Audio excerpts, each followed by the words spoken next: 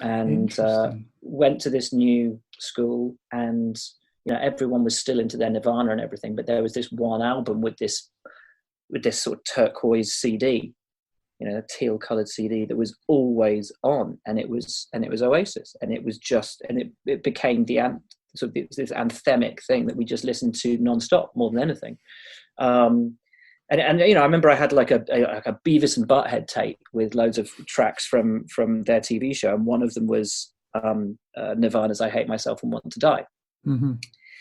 And we all know the story of Live Forever and what that was all about. And it was just the total antithesis of grumpy, grungy, I hate everything, to and it came at a point in my life where everything was changing, and I was sort of, at a new school, and life was changing. I was becoming a teenager, and there were girls, and, life was actually pretty exciting. Life was pretty great. And from that point on, Oasis just sort of formed this soundtrack to my life and influenced genuinely, I think every kind of sort of change in musical taste I had from that point on ran in very much in parallel with listening to Oasis and the bands that it opened up.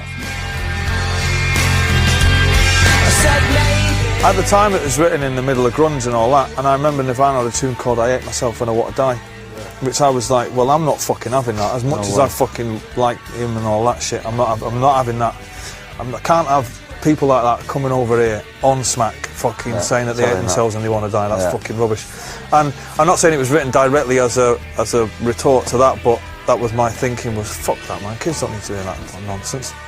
It seemed like to me he was a guy that had everything and was miserable about it. And we had fuck all. And I still thought that getting up in the morning was the greatest fucking thing ever, because you didn't know where you'd end up at night, And we didn't have a pot to piss in, but it was fucking great, man.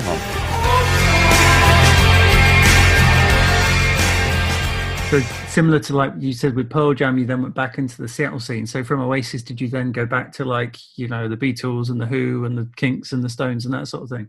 No, so I'd grown up with the Beatles massively. My dad had one Beatles tape in